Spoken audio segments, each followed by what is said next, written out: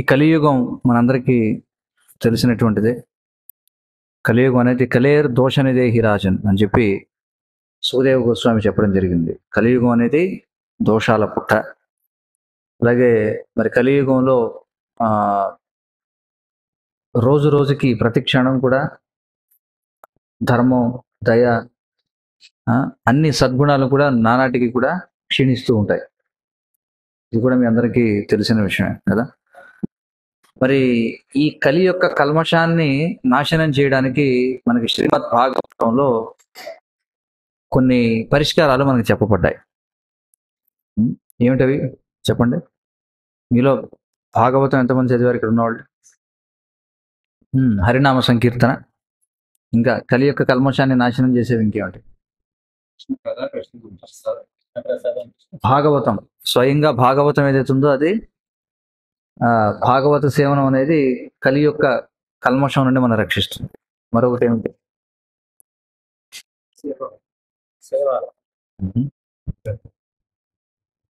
వచ్చేస్తుంది కదా సంకీర్తనం. మూడవది ఏమిటి?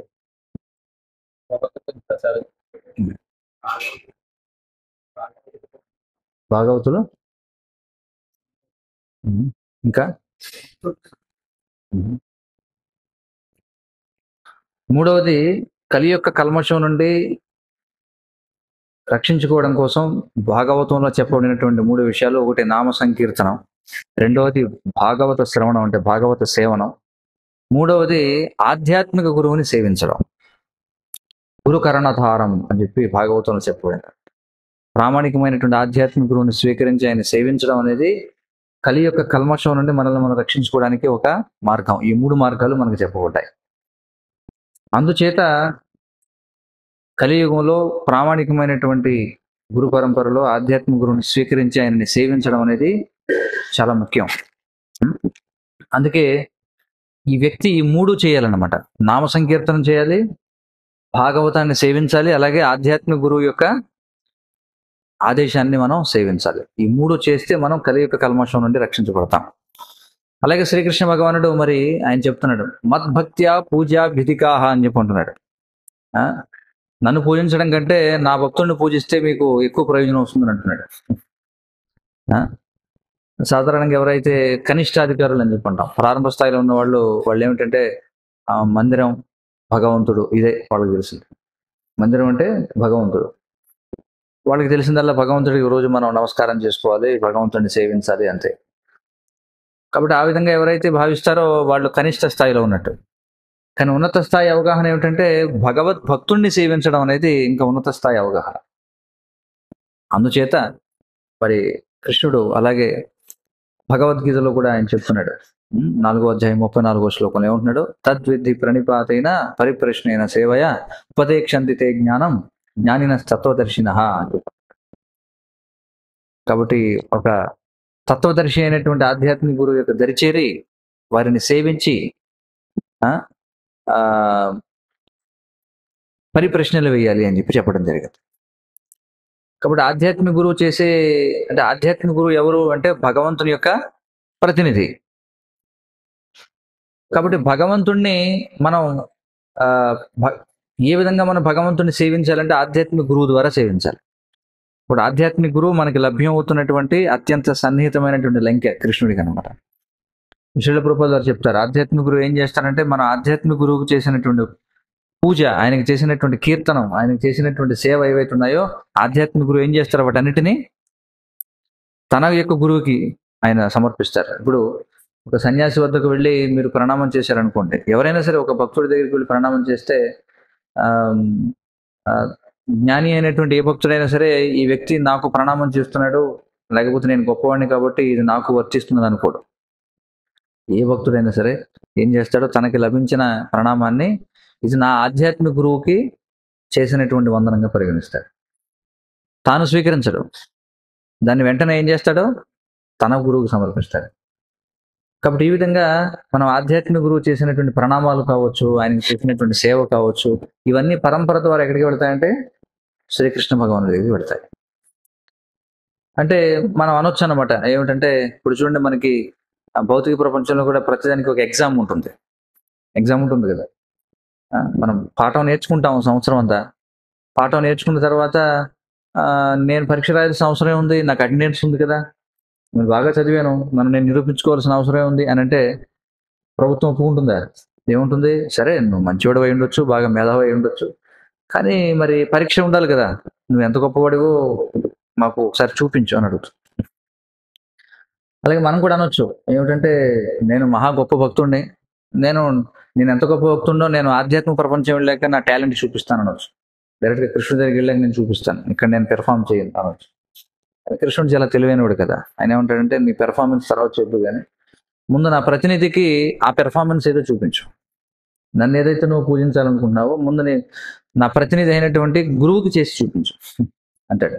అందుకే ఆధ్యాత్మిక గురువుని మనం భగవంతునితో సమానంగా గౌరవించాలి. కానీ భగవంతుడు కాదు ఆధ్యాత్మిక గురువు. ఆ? కానీ ఏ విధంగా అయితే భగవంతుణ్ణి మనం సేవించాలనుకుంటామో ఆ విధంగా మనం గురువుని సేవించాలి. ఇంకా చెప్పాలంటే భగవంతుడిని సేవించడం కంటే కూడా గురువుని సేవించడం ఇంకా ముఖ్యం. ఎందుకంటే భగవంతుడు చెప్పని విషయాలు గురువు మనకి చెప్తాడు. మనం ప్రతిరోజు భగవంతుడికి నివేదన చేస్తాం కదా. ఉదాహరణకి పాలు నివేదన చేసాం భగవంతుడు. భగవంతుడి దగ్గర పాలు పెట్టేసి గంట కొట్టి మన ప్రణామ మంత్రాలు చదివి వచ్చేస్తాం. పాలు చల్లారిపోయి ఉండొచ్చు. భగవంతుడు చెప్తాడు మీకు, రే పాలు చల్లారిపోయినాయి అని. ఎవరు చెప్తారు? ఆధ్యాత్మిక గురువు చెప్తారు. అర్థమవుతుంది కదా. కాబట్టి ఆధ్యాత్మిక గురువు యొక్క కర్తవ్యం అన్నమాట మనం సరిదిద్దడం. అందుకే ఆధ్యాత్మిక గురువు ప్రతి విషయంలో మనం సరిదిద్దుతాడు.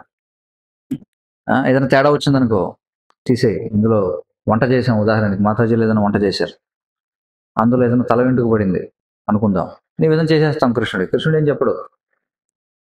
ఆధ్యాత్మిక గురువు చెప్తాడు, ఊరి వెధవా వంట చేసేటప్పుడు ఎలా చేయాలో నీకు తెలియదా అని అర్థమవుతుంది కదా. అంటే గురువు ఏం చేస్తాడు? భగవంతుని తరపున మనకి ఒక సంస్కరిస్తాడు. కాబట్టి గురువు ఎవరంటే భగవంతునికి ప్రతినిధి. అందుకే మనం ప్రతిరోజు సంవత్సరం అంతా ఏదో చేస్తుంటాం. సంవత్సరం అంతా ఇదిగో ఇప్పుడు మన ఆధ్యాత్మిక గురువు పరమ పూజ్య భక్తి వికాస్ స్వామి వారు ఎప్పుడో పోయిన సంవత్సరం జనవరిలో ఇక్కడికి వచ్చారు. ఆయన వెళ్ళిన తర్వాత ఇప్పటి వరకు మనం ఏదో చేస్తూ ఉన్నాం. ఇప్పుడు ఆయనే వస్తున్నారు స్వయంగా. అంటే మనం ఎలా భావించాలి? భగవంతుడు స్వయంగా వస్తున్నాడు అనుకోవాలి. అర్థమవుతుంది కదా. భగవంతుడే స్వయంగా వస్తున్నాడు. నిజంగా ఇప్పుడు భగవంతుడు వస్తున్నాడు అంటే మనం ఏ విధంగా ప్రతిదాన్ని కూడా మనం ఎలా చేస్తాం? ఆ విధంగా మనం చేయాలన్నమాట. ప్రతిదీ కూడా ఫస్ట్ క్లాస్ ఇవ్వాలన్నమాట గురువుకి. వీలైనంత మనకున్న దాంట్లో శ్రేష్టమైనది మనం గురువుకి అర్పించాలి. మన దగ్గర ఏది ఉంటే మన దగ్గర ద్రవ్యం ఉంటే ద్రవ్యాన్ని, ధనం ఉంటే ధనాన్ని, మన శక్తి ఉంటే శక్తిని, మన బుద్ధి ఉంటే బుద్ధిని, మన సమయాన్ని అన్నింటినీ కూడా ఫస్ట్ క్లాస్ ఇవ్వాలన్నమాట. ఇప్పుడు కూడా గుర్తుంచుకోవాలి ఏమిటంటే భగవత్ ప్రతినిధి వస్తున్నాడు అని గుర్తుంచుకోవాలి. ప్రభుపాల్ గారు చెప్తారు, బ్రిటిష్ ఇంకా ప్రభుత్వం ఉన్నప్పుడు బ్రిటిష్ ప్రభుత్వం వైస్రాయ్ని నియమించేదనమాట. ఆ వైస్రాయ్ ఎక్కడికి వెళితే అక్కడ ఏం చేస్తారంటే అనేక రకాల బహుమానాలన్నీ కూడా తెచ్చిస్తుండేవారు. కానీ ఆ వైస్రాయ్ అందులో ఒకటి కూడా ముట్టుకునేవాడు కాదు. మొత్తం అన్ని కూడా బ్రిటిష్ రాణికి ఓడలో పంపేసేవాడు అనమాట. ఎందుకంటే అతను కేవలం ప్రతినిధిగా వ్యవహరించాలి. కాబట్టి మనం ఆధ్యాత్మిక గురువుకి ఏవైతే ఇస్తామో అవన్నీ ఆధ్యాత్మిక గురువు ఏం చేస్తాడు? భగవంతుని యొక్క సేవలో వినియోగిస్తాడు. అంటే ఆయన ఎలా చేస్తారు? తన గురువు యొక్క సేవలో వినియోగిస్తారు. అర్థమవుతుంది కదా. కాబట్టి ఇప్పుడు శ్రీల ప్రభుపాదుల వారి శిష్యులు వస్తున్నారు, మన ఆధ్యాత్మిక గురువు. ఆయన మనల్ని ఎందులో వినియోగిస్తారు? తన గురువు యొక్క సేవలో. అంటే ఎవరు? శ్రీల ప్రభుపాదుల వారి సేవలో. శ్రీల ప్రభుపాదుల వారు తన శిష్యులందరినీ ఎవరి సేవలో వినియోగించారు? తన గురువు అయినటువంటి భక్తి సిద్ధాంత సరస్వతి వారి సేవలో ఉపయోగించారు.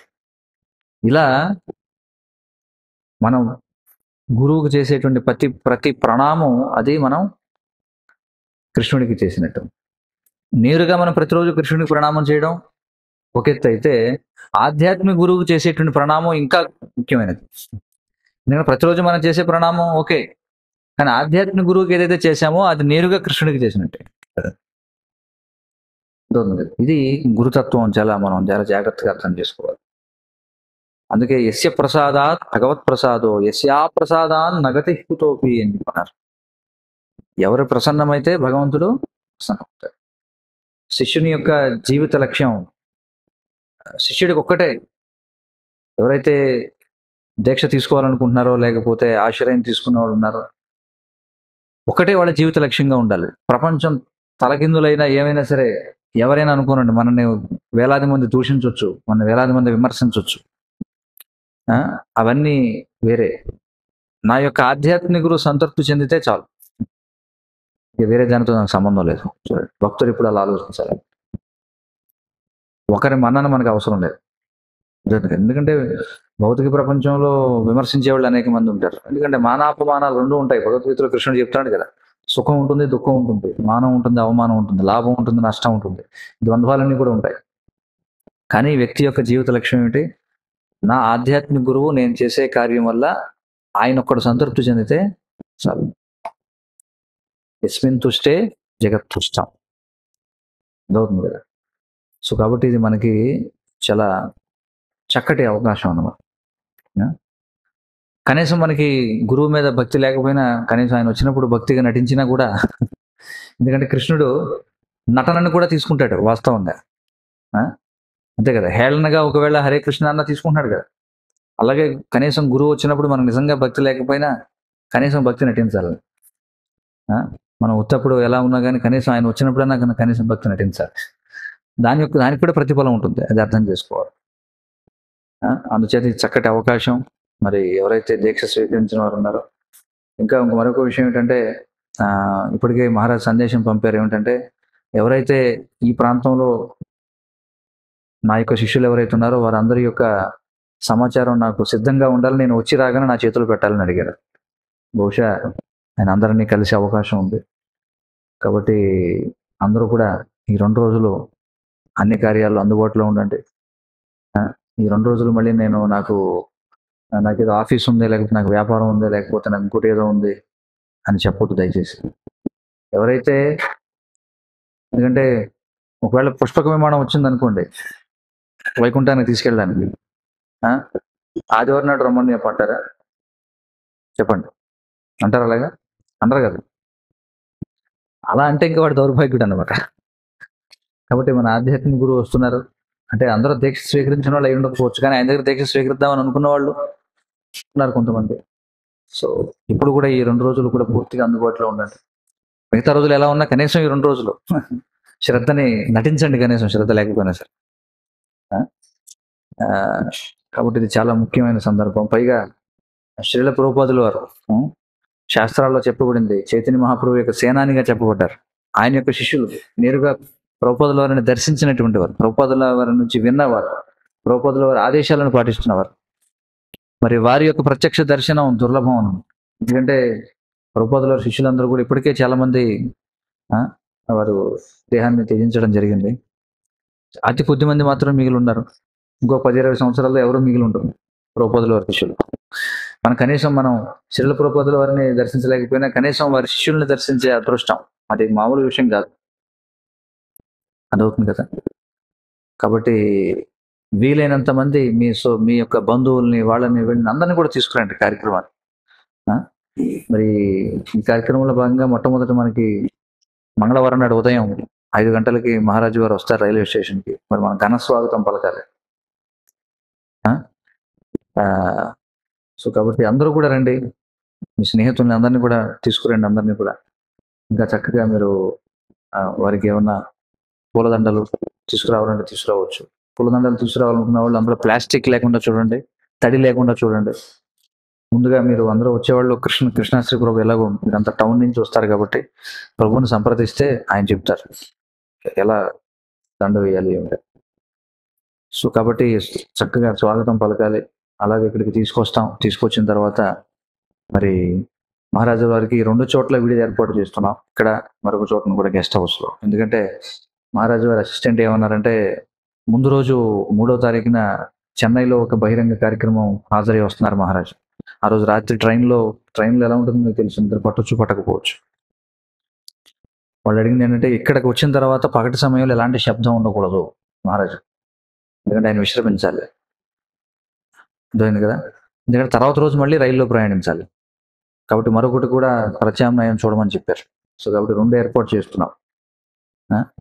ఎందుకంటే ఆయనకి ప్రశాంతత, ఎందుకంటే ఉదయం కార్యక్రమం ఉంది, మళ్ళీ ఇది ప్రారంభోత్సవం ఉంది, ప్రారంభోత్సవాలు ఉన్నాయి, మళ్ళీ మధ్యలో శిష్యులందరితో కలుస్తారు, మళ్ళీ బ్రహ్మచారులతో కలుస్తారు, మళ్ళీ అతిథులు వచ్చిన వాళ్ళతో కలుస్తారు, విలేకరుల సమావేశాలు ఉంటాయి, మళ్ళీ సాయంత్రం బహిరంగ కార్యక్రమం ఉంది, తర్వాత రోజు ఉదయం మళ్ళీ మంగళారతి, తర్వాత భాగవత ప్రవచనం, మళ్ళీ సాయంత్రం నగర సంకీర్తన, మళ్ళీ ట్రైన్ ఎక్కారు. చూడండి వాళ్ళకి ఎంత హెక్టిక్ స్కెడ్యూల్ అవుతుంది కదా. సో కాబట్టి 2 చోట్ల ఏర్పాటు చేస్తున్నాం. ఎందుకంటే ఆయనకి ప్రశాంతత కావాలి, కొంచెం విశ్రాంతి ఉంటే కొంచెం వాళ్ళకి బాగుంటుంది. మరి తర్వాత మనకి ఇక్కడ ప్రారంభోత్సవం ఉంది 8 గంటలకు ఉదయం. బయట నుంచి కూడా అతిథులు వస్తారు. ఇది మనం బహిరంగంగా ప్రకటించలేదు అందరికీ, భక్తులకి అలాగే అతిథులకి మాత్రమే చెప్పాం. తర్వాత మహారాజ్ మాట్లాడాలంటే మాట్లాడతారు కొద్దిసేపు.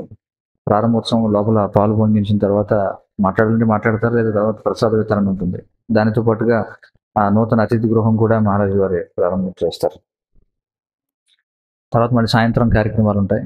సో కాబట్టి ఈ 2 రోజులు కూడా అందరూ అందుబాటులో ఉండండి దయచేసి. ముఖ్యంగా ఎవరైతే దీక్ష తీసుకున్న వాళ్ళు, ఎందుకంటే చెప్పాను కదా, ఇప్పటికే మహారాజు అడిగారు వివరాలు, ఎవరెవరు ఉన్నారు, వాళ్ళ లిస్ట్ అంతా కావాలి నాకంటే. అందరూ అందుబాటులో ఉండండి. ఏ సమయంలో అయినా మహారాజు పిలవచ్చు ఎవరినైనా, అందరితో ఆయన కలవాలనుకోవచ్చు, ఆయన శిష్యులను చూడాలనుకోవచ్చు. సో అలాగే సాయంత్రం మరి బహిరంగ కార్యక్రమానికి ఎవరైనా మరి విరాళం ఇవ్వాలనుకుంటే మహారాజు వారికి, లేదా మందిర నిర్మాణానికి మహారాజు వారికి మీరు ఇవ్వచ్చు. అలాగే మీ అందరి దగ్గర భాగవతం, చైతన్య చరితామృతం ఉన్నాయా? లేని వాళ్ళు ఎవరు ఉన్నారా? అందరి దగ్గర ఉన్నాయా? చేతులు ఎత్తండి. భాగవతం, చైతన్య చరితామృతం ఉన్నవాళ్ళు అందరూ.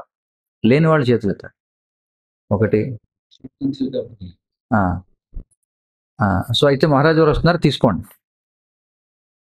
మీరు మాతాజీ. ఎందుకంటే మీ అవకాశం మళ్ళీ దొరకదు. ఒకవేళ మీకు ఏమైనా అభ్యంతరాలు ఉంటే ప్రభుత్వం మాట్లాడండి, వాళ్ళకి ఏమైనా ఫైనాన్షియల్ సంథింగ్ ఏదన్నా మహారాజ్ చేతుల మీద తీసుకోండి. ముందే మీ పేర్లు ఇస్తే లిస్ట్ రాసేసుకుంటారు. ఎందుకంటే చాలామంది ఉంటారు, ప్రయారిటీ బేసిస్ మీద వాళ్ళు. ఇంకా మీ స్నేహితులందరినీ ప్రోత్సహించండి. ఎవరైనా భగవద్గీత మీ స్నేహితులకి ఎవరైనా ఇప్పించాలనుకుంటే, భాగవతం, చైతన్య చరితామృతం అలాంటివి. మిగిలిన సమయాల్లో వాళ్ళు ముందుకేస్తుంటారు, వద్దులే తర్వాత చూద్దాం అది అని చెప్పి చెప్పండి. స్వామి చేతుల మీదగా తీసుకోమని ఏదో చెప్పండి, శుభం జరుగుతుంది, ఖచ్చితంగా శుభమే జరుగుతుంది. మహారాజు వారు కూడా చాలా ఆనందిస్తారు గ్రంథ వితరణ చక్కగా జరిగితే.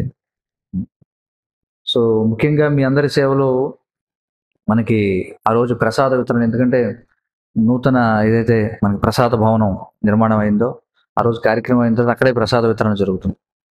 కాబట్టి ఆ ప్రసాదాలన్నీ ఆ రోజు ఉదయం వంట అక్కడ జరుగుతుంది. వంటశాల ప్రారంభం అయ్యాక ఆ రోజు సాయంత్రానికి, తర్వాత రోజుకి వంట అంతా అక్కడే జరుగుతుంది. కాబట్టి మీరు అందరూ అందులో ప్రభు చెప్తారు, అక్కడి నుంచి ఇక్కడ తీసుకురావడం, తర్వాత ప్రసాదం వడ్డించడం, అతిథులను ఆహ్వానించడం, తర్వాత శుభ్రం చేయడం, అలాగే సాయంత్రం కార్యక్రమానికి ప్రసాదం వడ్డన చేసే కార్యక్రమాలు చాలా ఉంది. ఎన్నో సేవలు ఉన్నాయి. మరి సేవలన్నీ కూడా కృష్ణాశ్రయ ప్రభు చెప్తారు, ఎవరెవరికి ఏం సేవలు చేయగలిగితే ఉంటారు. అందరూ కూడా ఉత్సాహంగా పాల్గొని ఉండదు. అలాగే నగర సంకీర్తన ఉంది మనకి తర్వాత రోజు. అందరూ కూడా పెద్ద ఎత్తున రండి, అందరూ కూడా పాల్గొని ఉత్సాహంగా. తర్వాత మహారాజు మాట్లాడతారు కొద్దిసేపు అక్కడ హౌసింగ్ బోర్డ్ కాలనీ నుంచి, ఆల్రెడీ పెట్టే ఉంటారు కదా, ఆ వెంకటేశ్వరం గుడి దగ్గర జరుగుతుంది. బహిరంగ కార్యక్రమం ఉంటుంది. సో అందరూ కూడా హాజరవ్వండి ఉత్సాహంగా. మరి ఉత్సవం అంటేనే ఉత్సాహంతో చేసేదాన్ని ఉత్సాహం అని చెప్పాలి. ఉత్సాహం లేకపోతే ఉత్సవం జరగదన్నమాట. అందరూ కూడా మీ యొక్క సాయ శక్తుల అందరూ కూడా ఈ యొక్క అవకాశాన్ని సద్వినియోగపరచుకోండి. హరే కృష్ణ. ఏమైనా ప్రశ్నలు, సూచనలు లేదా చెప్పండి.